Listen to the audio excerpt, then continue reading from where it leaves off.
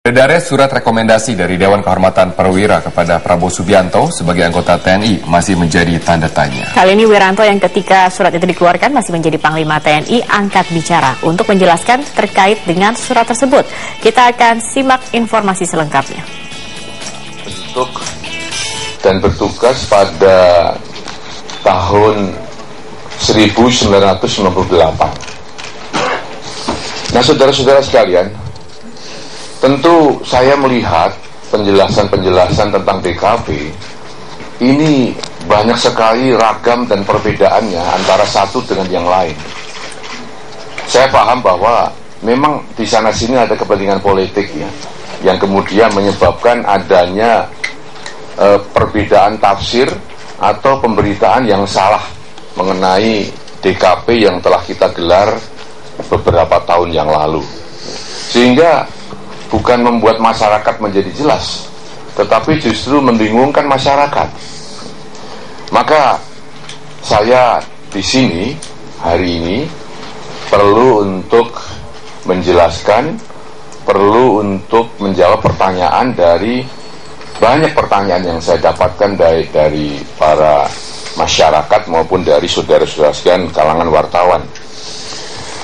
Namun saya sampaikan terlebih dahulu bahwa pada hari ini, kapasitas saya bukan sebagai Ketua Umum Partai Hanura, bukan Ketua Umum dari partai politik yang sementara ini telah memberikan dukungan kepada salah satu kandidat presiden dan wakil presiden untuk 2014, bukan. Ya.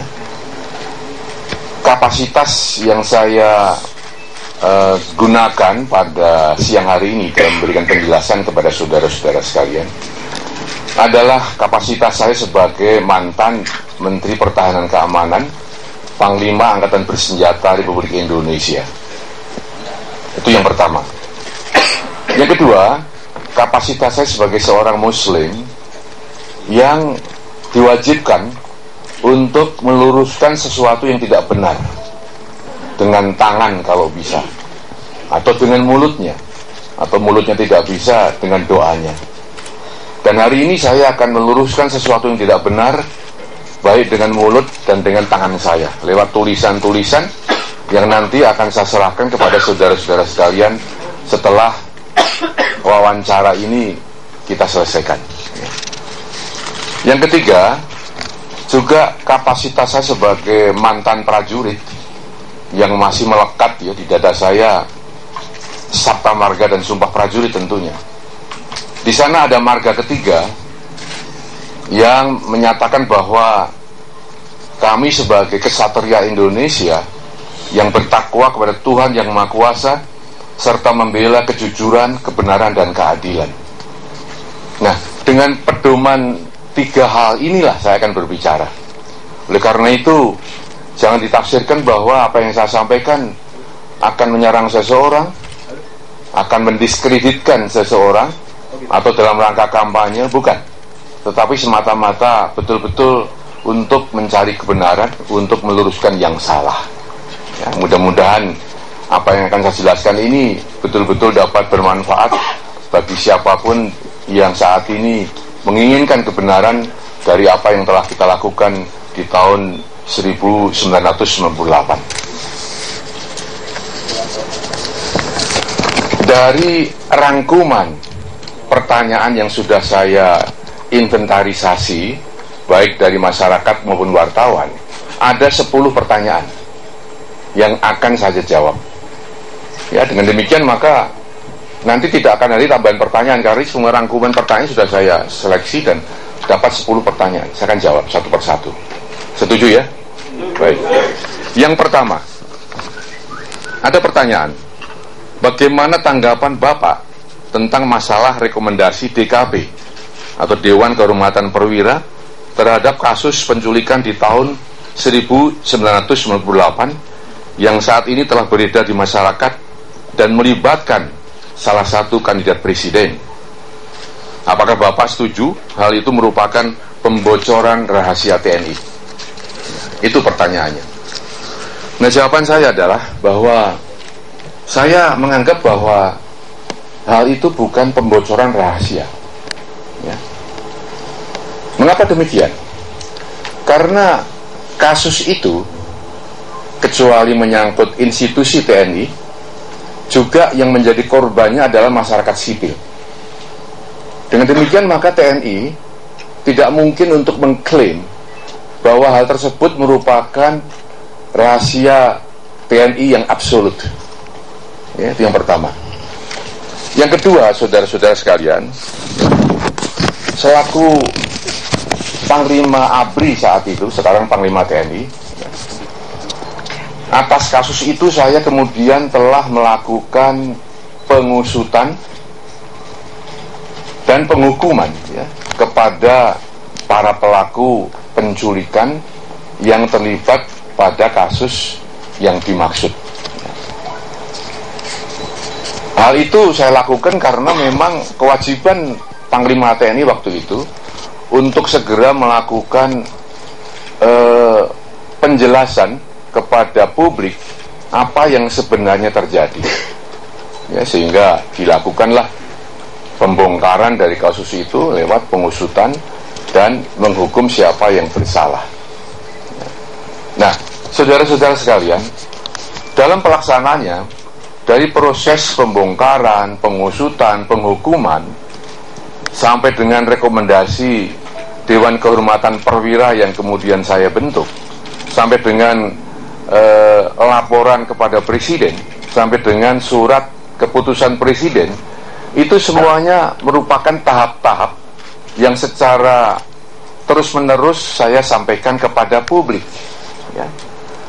Coba kita lihat dokumentasi Kompas, ya. 4 Agustus 1998. Di sini jelas saya sudah menyampaikan permintaan maaf kepada masyarakat sebagai Panglima waktu itu, karena ada sebagian anggotanya terlibat hal-hal yang menyalahi prosedur, menyalahi etika, melanggar hukum. Ya, sekaligus saya sampaikan bahwa saya akan memeriksa siapapun yang terlibat. Bukan rahasia. Ya. Nah, dengan demikian maka sebenarnya tidak ada lagi ya yang dianggap sebagai kebocoran rahasia, karena ini sudah bukan rahasia lagi. Sehingga kalau ini kemudian masih ada yang menyebut bahwa ini merupakan pembocoran rahasia, maka tentu hal ini terasa aneh ya, mengada-ada dan tidak pada tempatnya. Yang pertama. Yang kedua, pertanyaannya adalah ada tuduhan bahwa beberapa mantan jenderal merupakan pihak yang membocorkan keputusan DKP yang katanya rahasia itu. Bagaimana respon Bapak dalam hal ini? Nah, saudara-saudara sekalian, sudah saya jelaskan tadi bahwa ini bukan lagi rahasia. Ini sudah menjadi milik publik, karena di tahun 1998 sudah dilaporkan, disampaikan, dijelaskan kepada masyarakat. Ya.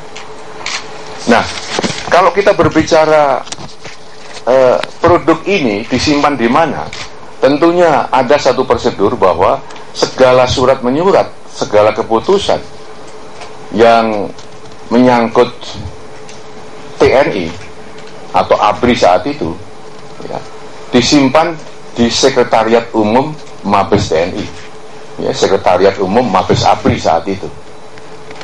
Tentu saya sebagai Panglima tidak ada kegiatan untuk menyimpan segala surat-surat yang saya tanda tangani, surat-surat yang saya anggap sebagai satu kebijakan Panglima ABRI saat itu, yang jumlahnya barangkali sekian tahun ribuan, ya, tidak ada. Namun begini, saya kira kita jangan terjebak kepada soal bocor-membocor, karena kembali tadi bahwa ini bukan rahasia lagi.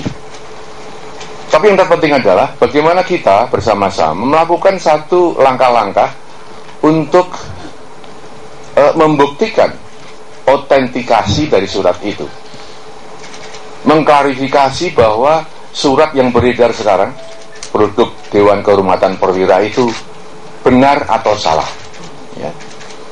Sangat mudah saat ini untuk menentukan, memastikan apakah tanda tangan dari tokoh-tokoh yang telah ditunjuk baik sebagai pimpinan DKP, sekretaris DKP, wakil DKP, atau anggota DKP. Itu sekarang masih ada semua. Jenderal Purnawirawan Subagio HS sebagai ketua DKP. Ya. Kemudian sekretarisnya Letnan Jenderal Jamari Caniago, wakilnya Letnan Jenderal Bahlul Rosi, anggotanya ada di sana Letnan Jenderal Agung Gumelar, Letnan Jenderal Susilo Bambang Yudhoyono, ya, Letnan Jenderal Ari Kumaat sudah meninggal, maaf ya. Ya, kemudian Letnan Jenderal Yusuf Kartanegara. Karena yang ditunjuk menjadi anggota DKP adalah setingkat yang diperiksa atau lebih. Ya. Dan bukan tituler. Kalau mahkamah militer bisa tituler, ini tidak.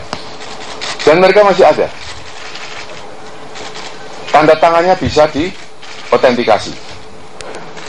Substansi dari produk DKP bisa ditanyakan kepada beliau-beliau itu. Saya kira 6 orang nggak ada yang kemudian semuanya lupa, ya. Pasti ada yang ingat bahwa substansi dari DKP itu benar atau salah. Nah, mengapa ini kita lakukan? Karena ini menyangkut kredibilitas calon pimpinan nasional. Jadi bukan main-main. Tidak bisa kemudian dipermainkan.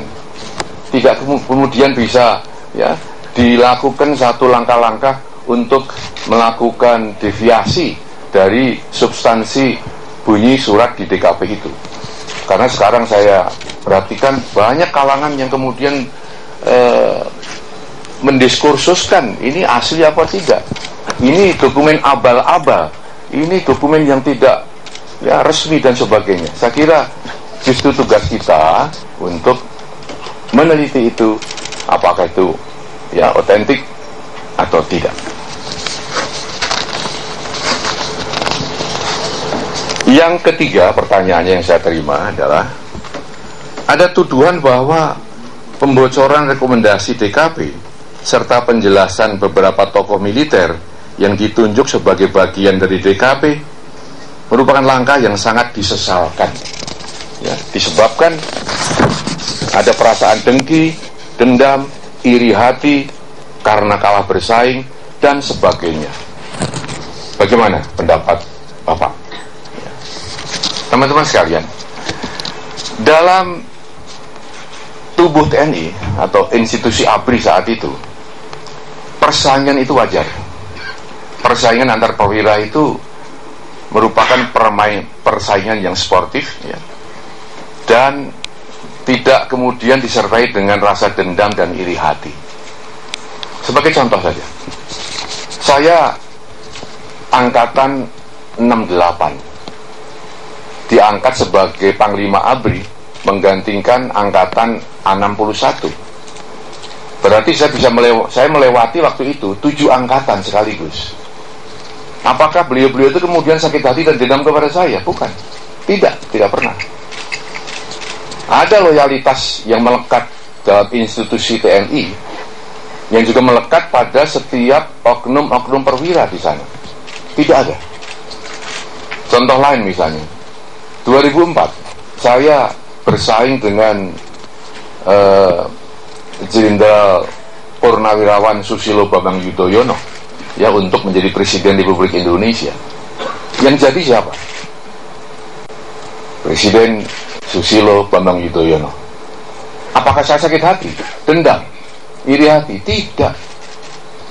Saya masih bertemu dengan beliau, masih hormat karena beliau sebagai seorang Presiden Republik Indonesia. Jadi, saudara sekalian, pahami bahwa tidak ada perasaan seperti itu pada diri para perwira yang kemarin melakukan satu wawancara mengenai masalah Dewan Kehormatan Perwira. Beliau-beliau itu semata-mata hanya ingin sebagai prajurit Sabta Marga yang menegakkan kebenaran, kejujuran, dan keadilan, hanya ingin mendudukkan permasalahan pada tempatnya. Karena mereka ada di sana, mereka ada saksi hidup, mereka merupakan bagian dari pelaku-pelaku dalam kasus penculikan itu, walaupun dalam kapasitas yang berbeda, ya. Dengan demikian maka tidak atau tidak pada tempatnya ya, kalau kemudian ada satu justifikasi, ada satu tuduhan, bahkan dengan hujatan-hujatan bahwa itu karena ada perasaan dengki, iri hati, dan ingin menghancurkan. Bukan, tapi semata-mata ingin mendudukkan permasalahan itu dengan benar. Dan saya kira para purnawirawan itu punya hak ya untuk menyampaikan kebenaran, agar tidak ada polesan-polesan yang mengingkari sejarah. Sejarah tidak boleh diubah, sejarah tidak perlu diubah. Yang kita ubah adalah masa depan dengan referensi sejarah itu ya. Oleh karena itu, saudara-saudara sekalian, kalau seandainya pernyataan beliau-beliau itu, para mantan jenderal itu, dianggap merupakan pernyataan yang bohong, pernyataan yang mengada-ada, saya kira ada wilayah hukum yang menunggu di sana. Bawa aja ke ranah hukum ya, untuk kita lakukan proses peradilan di sana. Tapi bukan dengan cara saling menghujat satu dengan yang lain. Pertanyaan keempat, barangkali Bapak sebagai pelaku sejarah dapat memberikan penjelasan apakah Pak Prabowo Subianto mengundurkan diri dari dinas militer dengan hormat seperti yang sering disampaikan oleh tim sukses beliau, atau diberhentikan dengan hormat, atau dipecat dengan tidak hormat. Terus terang masyarakat masih kabur tentang hal ini ya. Saya kira kita tahu bahwa ini ya menjadi satu perbincangan yang cukup hangat di masyarakat kita. Karena apa? Karena Pak Prabowo juga merupakan salah satu kandidat calon presiden Republik Indonesia yang akan datang ini. Saudara-saudara sekalian, saya tidak ingin terjebak kepada perdebatan istilah ya. Saya tidak ingin saling mengotot hanya mempermasalahkan istilah dengan hormat atau tidak dengan hormat, diberhentikan atau dipecat. Saya akan mencoba untuk masuk di wilayah normatif, kausal, normatif sebab akibat. Seorang prajurit, seorang militer berhenti dari dinas keprajuritan pasti ada sebabnya ya.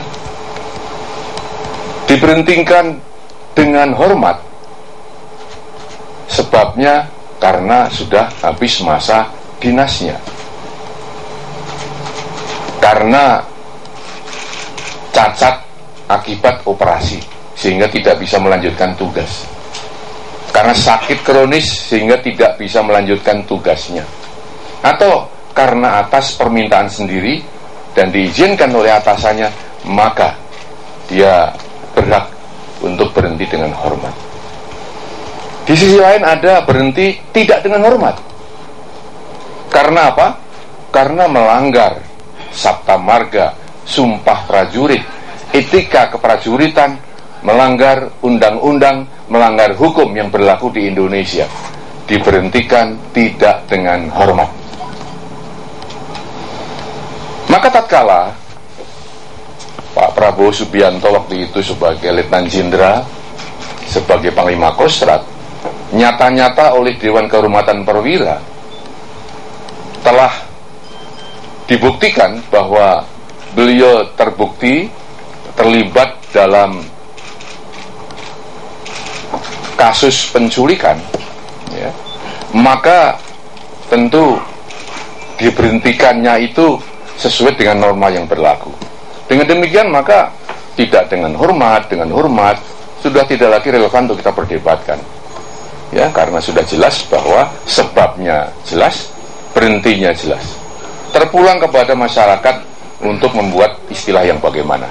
Tapi itu yang penting, jangan terjebak kepada istilah, tapi kita masuk kepada substansi. Pertanyaan kelima, apa pertimbangan Bapak sebagai Panglima TNI untuk membentuk Dewan Kehormatan Perwira untuk kasus penculikan? Ya, ini ya. Saudara-saudara sekalian, kita menilai sesuatu yang berlaku pada saat itu, jangan kita kaitkan dengan situasi saat ini hukum positif saat ini dan kondisi politik saat ini. Anda harus masuk kepada kondisi saat itu, keadaan politik saat itu, dan hukum yang berlaku saat itu. Ya, waktu itu belum ada undang-undang masalah HAM, ya, belum. Dan dalam sejarah TNI, maka sebenarnya ada prosedur baku untuk membentuk Dewan Kehormatan itu ada. Misalnya saja tahun 52 atau 1952, Menhan waktu itu, Menteri Pertahanan waktu itu, Sri Sultan Hamengkubuwono ke-9, itu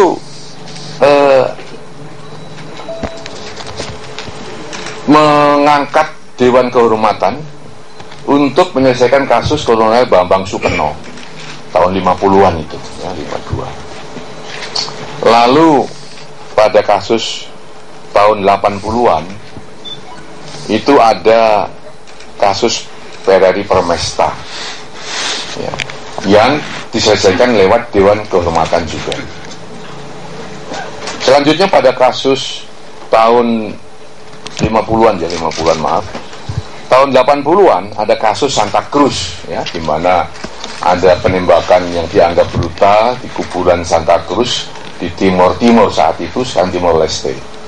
Itu juga Kepala Staf Angkatan Darat membentuk Dewan Kehormatan.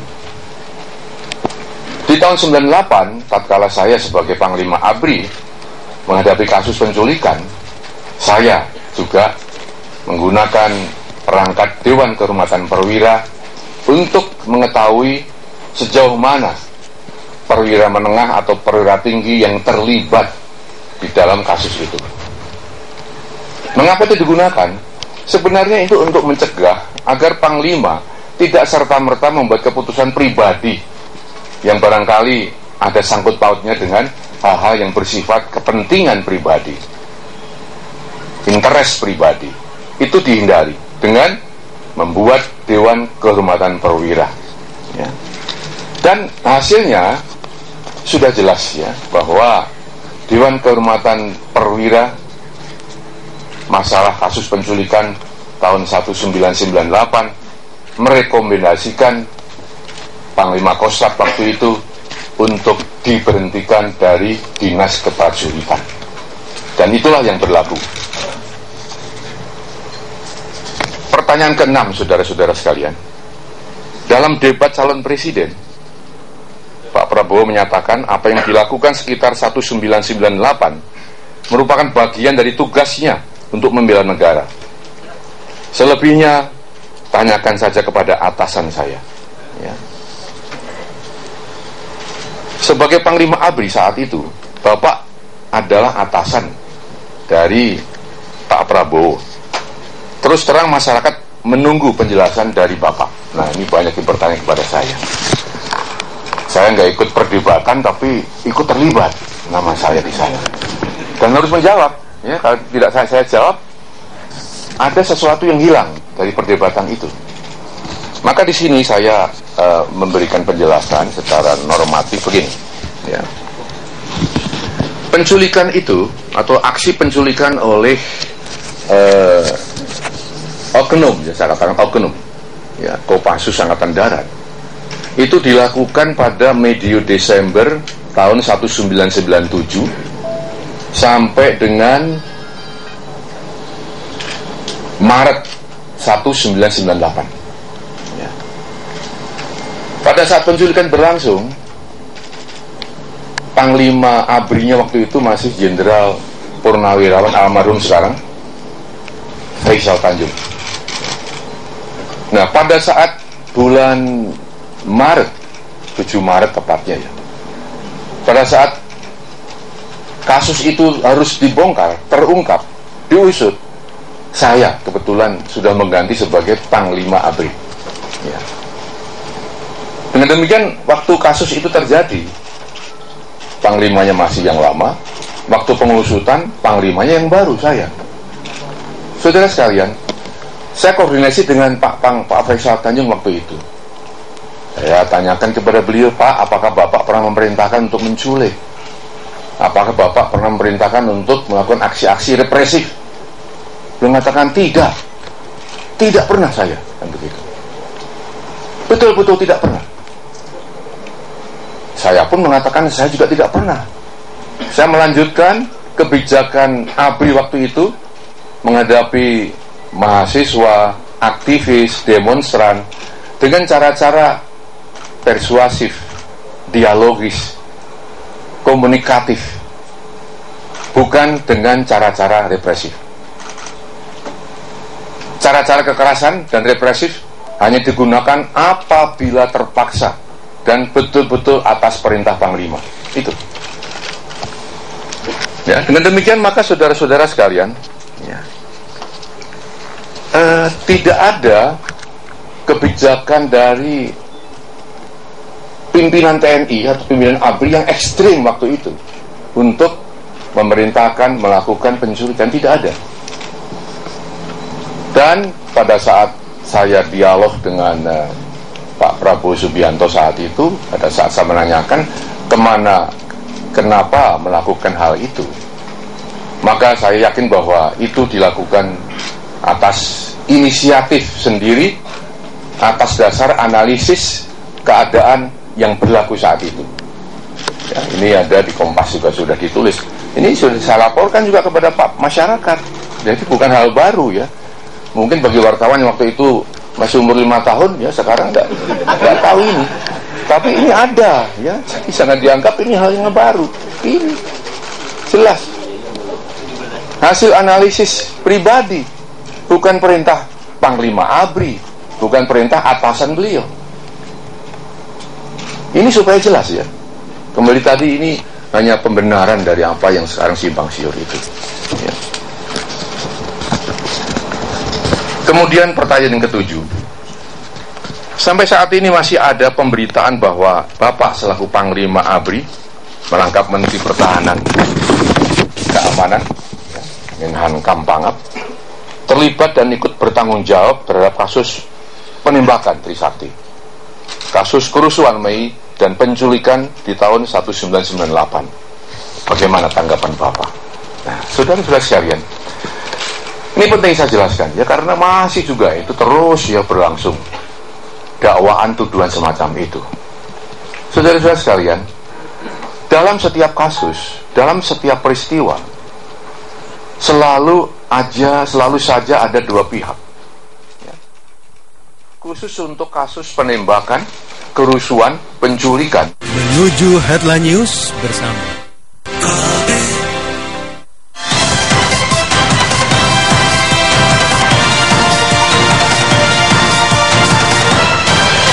dipersembahkan oleh Diabetasol.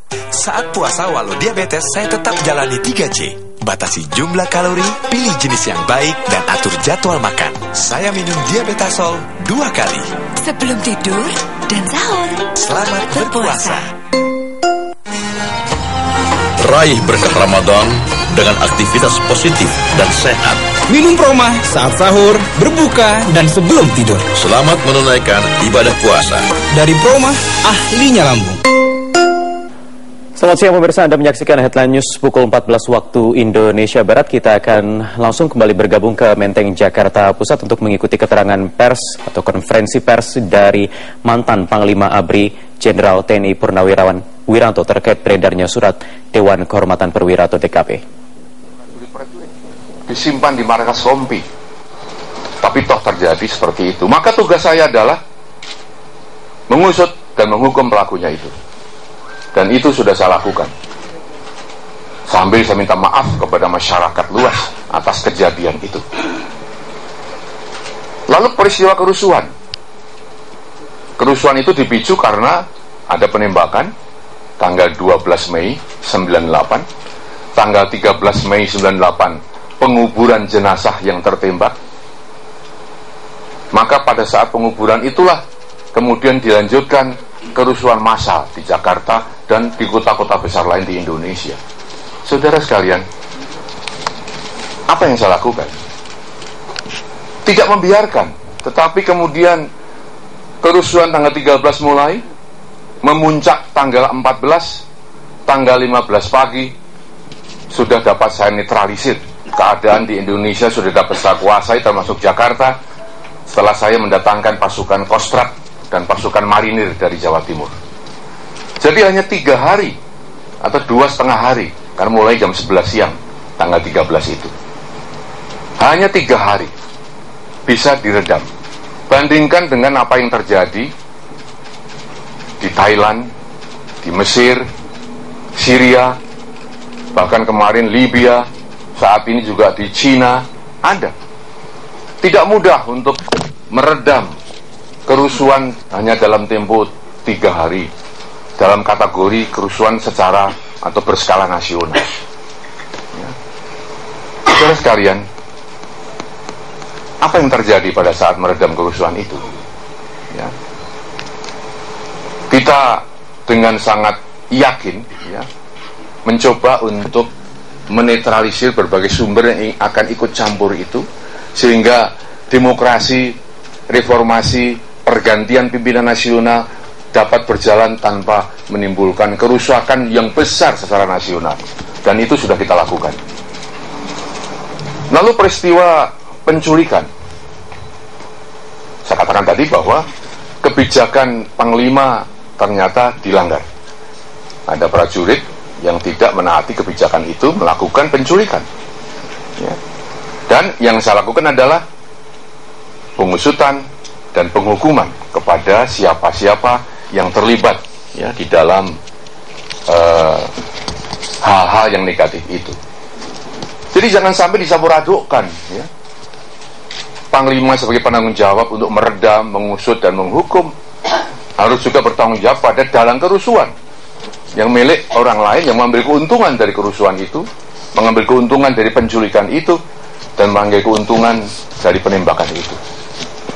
Ya, jadi kembali tadi ini saya jelaskan bukan sebagai pembelaan diri, tapi mendudukkan permasalahannya supaya sejarah ini jangan sampai ya bisa dibelokkan ke sana kemari oleh orang-orang tertentu seenaknya.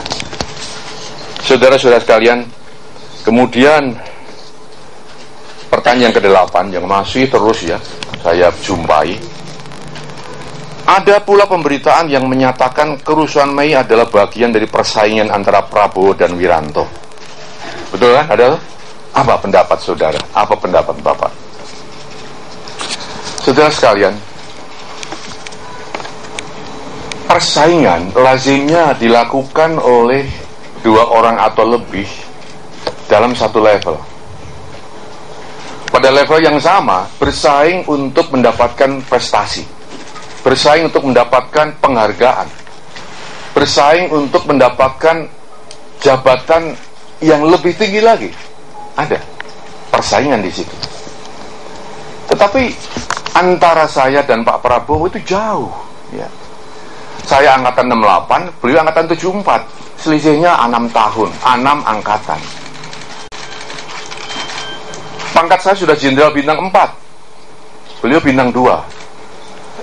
Untuk nyalip saya butuh ya 2 bintang lagi ya.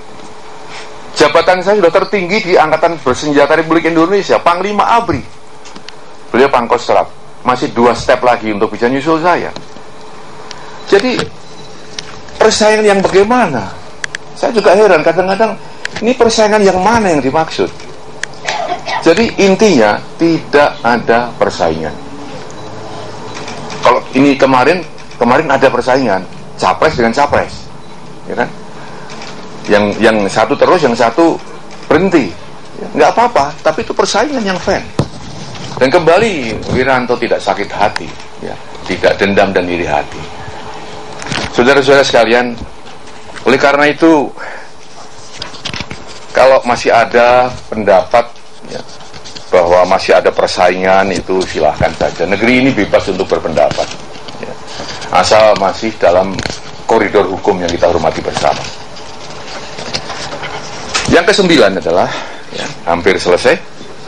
Beberapa kali Pak Prabowo menyatakan penyesalannya pada saat krisis nasional di tahun 1998 sebagai Pangkostrat yang memiliki puluhan batalion tidak melakukan kudeta.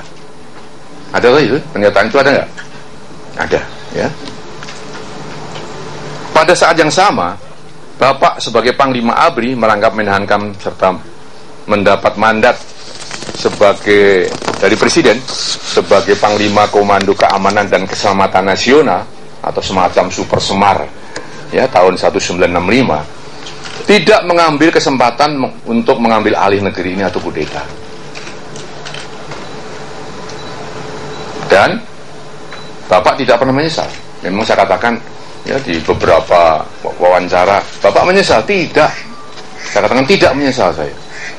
Nah di sini pertanyaannya, apa sebenarnya yang terjadi? Mengapa ada perbedaan penyikapan di antara Anda, saya, dan Pak Prabowo? Ya.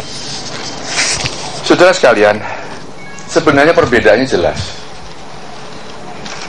Menyesal itu kan ada niat.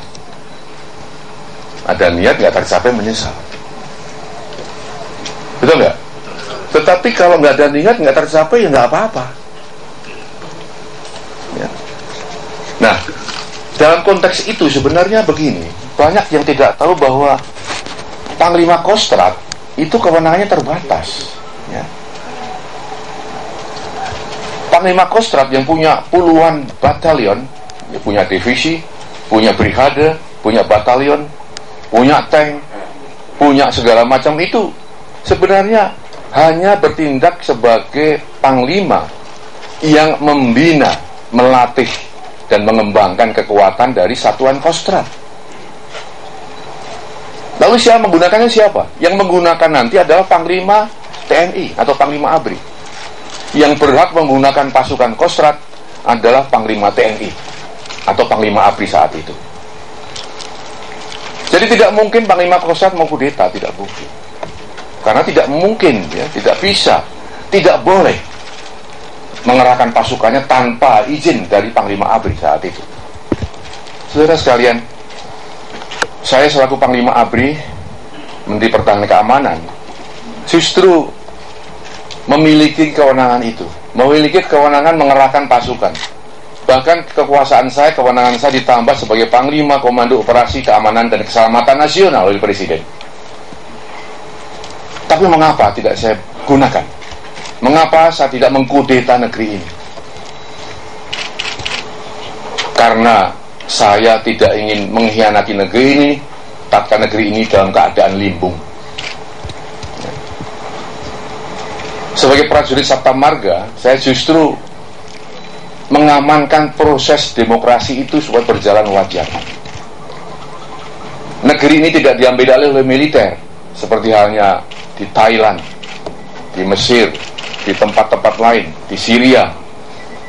Kita bersyukur bahwa negeri ini tetap terjaga dengan baik. Mengapa, saudara sekalian? Pertimbangan saya cukup panjang. Mungkin banyak orang yang kemudian nanti mengatakan, wah, itu kan karena nggak berani aja. Bukan.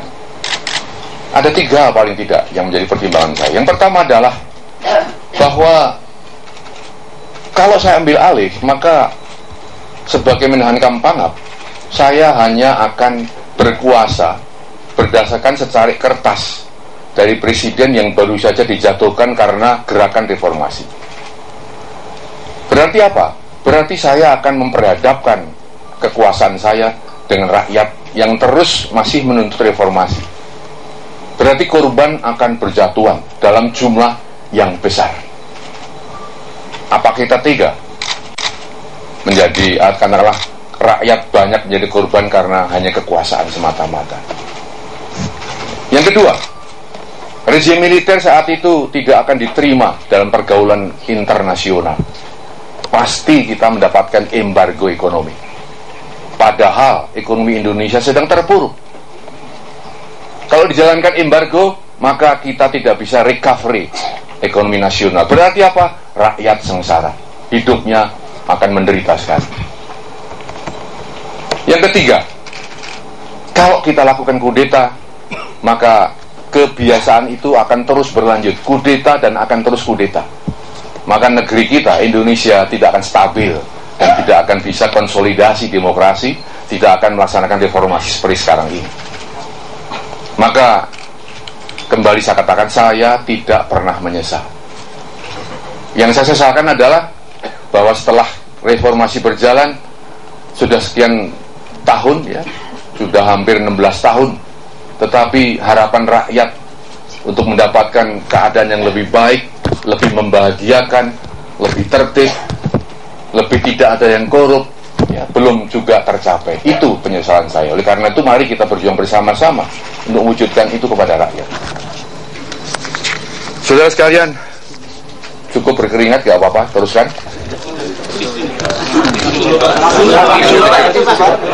Gak ada yang kasih tisu, bagaimana?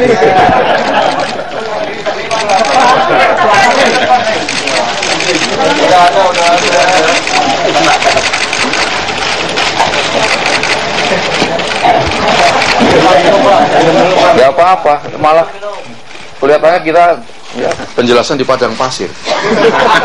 Gak apa-apa. Yang penting kan isinya kan. Wajahnya biasa-biasa sejak dulu begini ya. Karena kita sudah yang terakhir, sudah nomor 10 ya. Ini keringetan bukan karena tegang ya.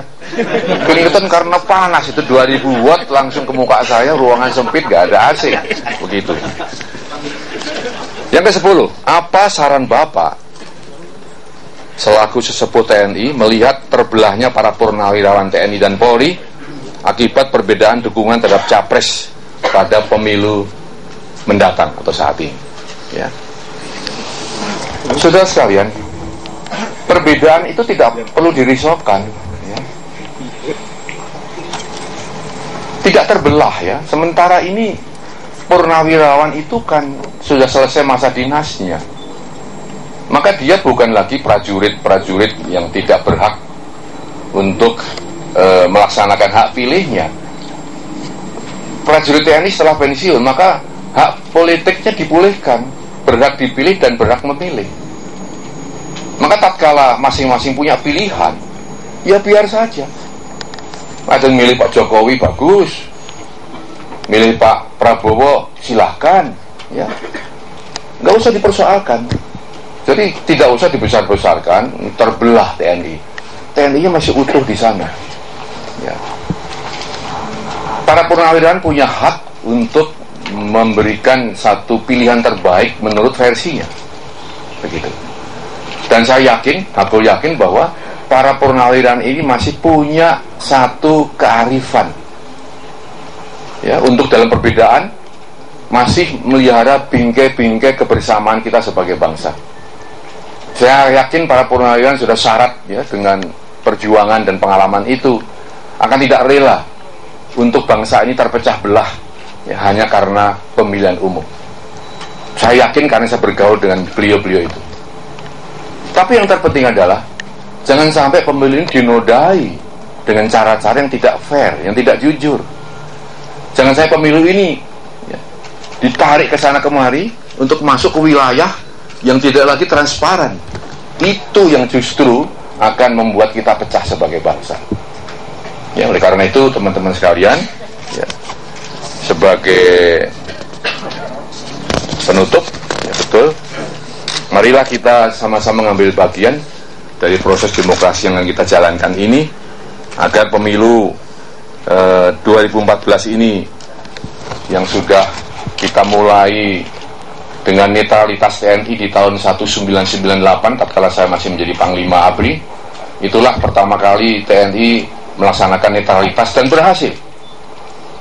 Kita doakan, kita dorong TNI sekarang pun juga akan mempertahankan netralitas itu dengan ketulusan, kesungguhan ya, sehingga peran TNI justru bisa mengamankan berbagai kemungkinan yang terjadi akibat dari pemilu 2014. Terima kasih atas perhatiannya. Mudah-mudahan